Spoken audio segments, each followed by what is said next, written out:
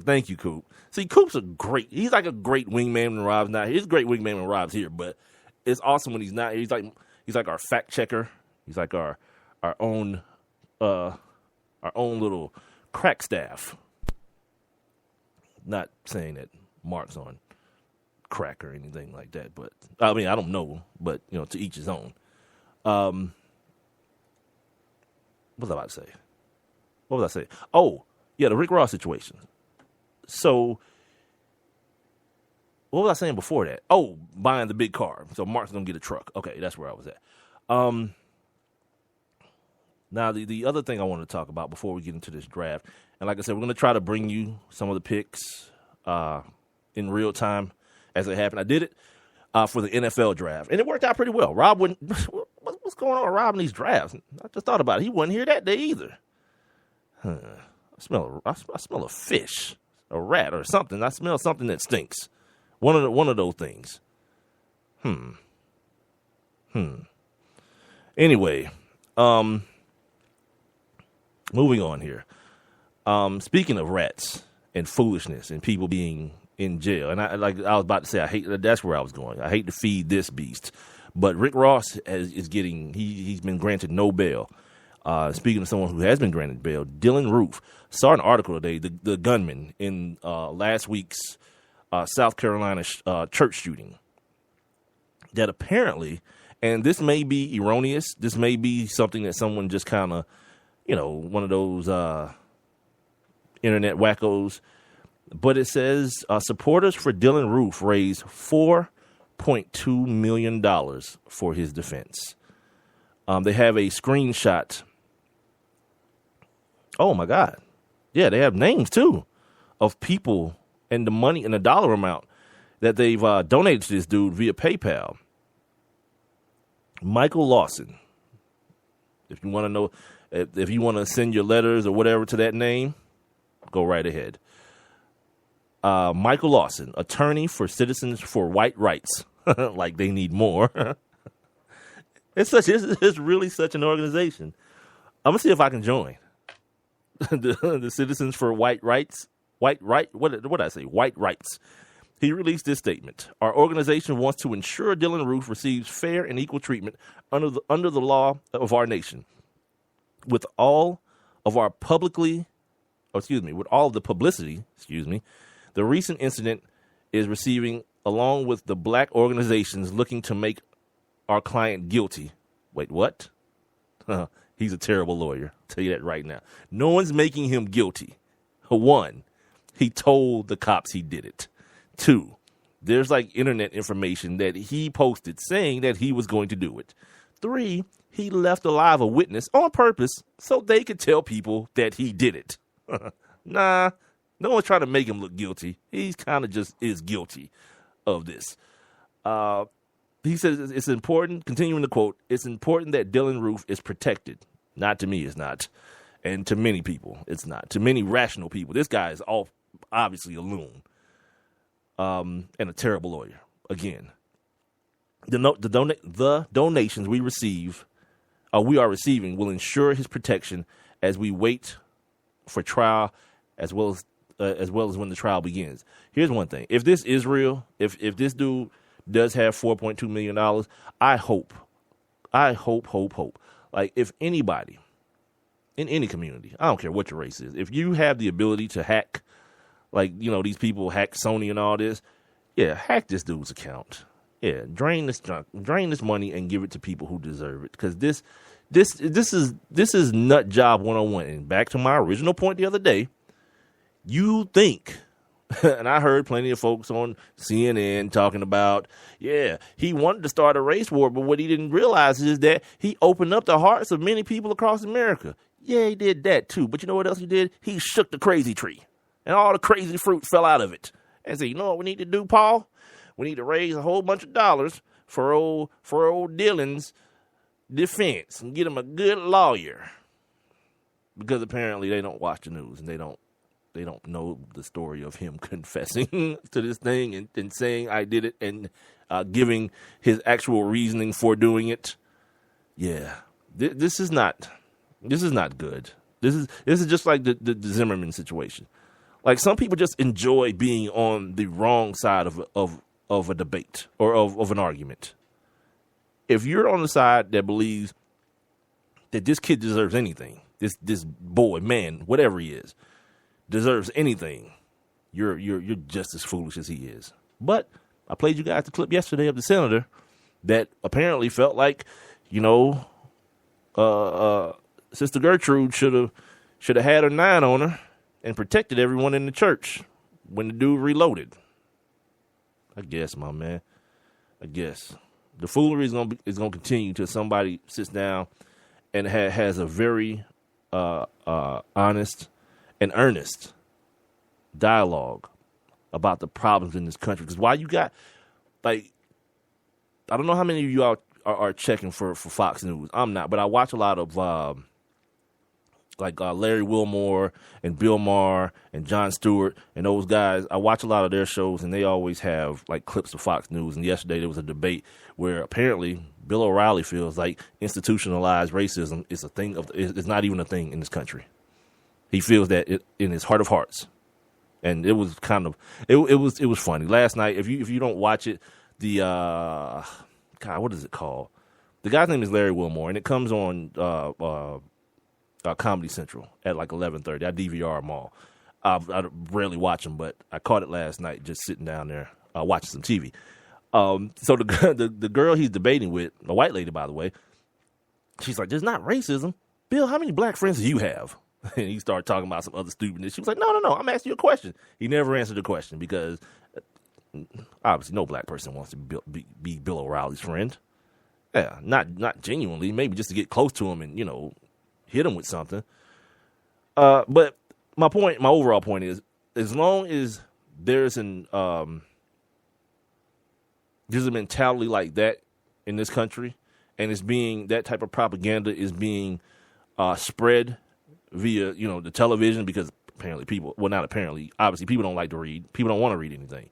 So they get all their news via talking hairdos and idiots like Bill O'Reilly, certain people, I should say. And then I started off the show by saying stupidity is a disease, and it's very contagious. Somebody says something stupid to somebody else, and then they say something stupid to a couple other people, and it keeps spreading and spreading and spreading. The big difference is Bill O'Reilly says stupid things to millions of people every night. And here we are, the state of the country. All right, so moving on from that. How much time do I have left here?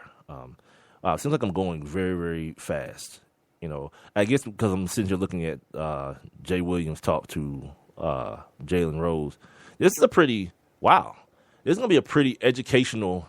I wish I could hear this, as a matter of fact, now that I think about it. These are some of the brightest dudes that cover basketball. We mainly see Jalen talking about or on, the NBA side of things, but Jay Williams, Jay Crawford, and then my other guy who does the pregame. I can't think of his name. He does the pregame stuff for college basketball during the season. I'm watching these dudes talk, but I can't hear them because obviously I'm talking too. But yeah, this looks like it's going to be a very, very informative panel. Well, guess I'll just have to miss it. All right, moving on. Okay, so I mentioned Jackie Robinson West being back in the news. While we're back on the race thing, this would be the time on radio where I'd probably be getting killed by callers and texters. Stop talking about race, boy. Because people hate being uncomfortable. You start hearing somebody, you realize it's like you people who go to church on Sunday and be like, man, it felt like he was talking to me. Well, it's because what you was doing last night. He wasn't necessarily talking to you, but that guilty conscience in you. So yeah, Jackie Robinson West.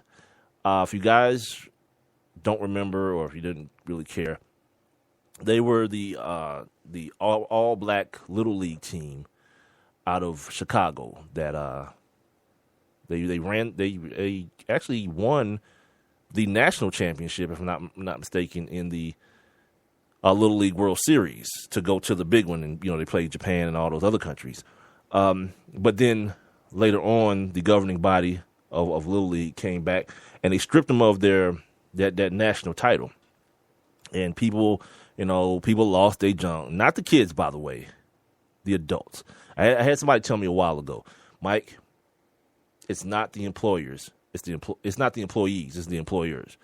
Meaning that it's adults that screw up things for kids, that make things so difficult for kids. We fail to realize how resilient children are. So they went and hired them a lawyer. They spent money on a lawyer. His name is Victor Henderson. And here's what Mr. Henderson had to say about what's going on with these kids up in Chicago. As their attorney, it is my position that Little League has not met any burden whatsoever to establish that these men are not the rightful champions from last summer. Well, what I will tell you is that Little League refused to sit down and talk to us. We asked them on multiple occasions, in writing, if they would sit down and speak with us and explain to us the rationale, the basis for their decision, and they told us no. You damn right. What you mean? That's a problem? Well, damn, no explanation. Matter of fact, they gave you one. The kids you had on the field did not live in the area that they were supposed to live in. You know how that thing goes. If you know anything about high school and youth sports, again, this is adults doing this. Busing kids in. There have been stories, not in this case, but in other sports and in other cities of coaches actually paying the mothers of kids to bring them to another park out of their living area or out of the area that they live in because the kid is good at whatever, baseball or football or basketball or whatever it may be. He also said during that conference that he believed some of what, you guys got to hear this, some of what Little League International has claimed, Little League International being the governing body, that some of the players did not live, that he did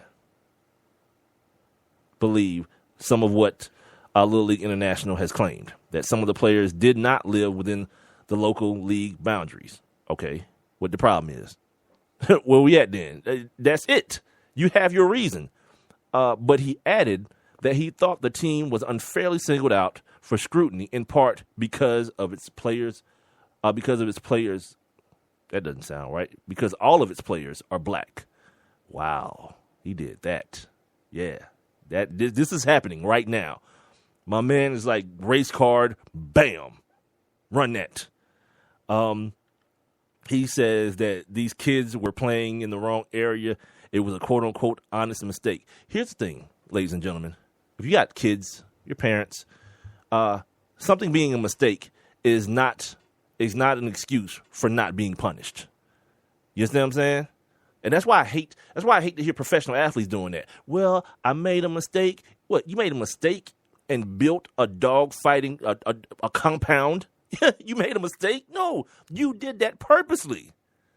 You had to put thought and get permits signed and get construction estimates and all these things. You don't do that on accident. It's not a mistake.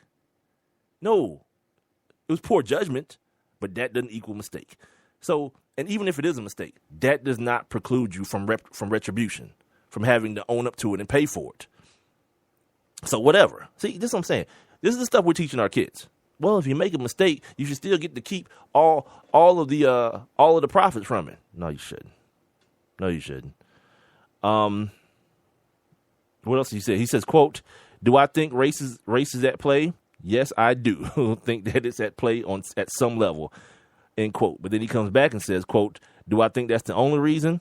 No, I don't." End quote. Well, D-bag, what are we talking about then?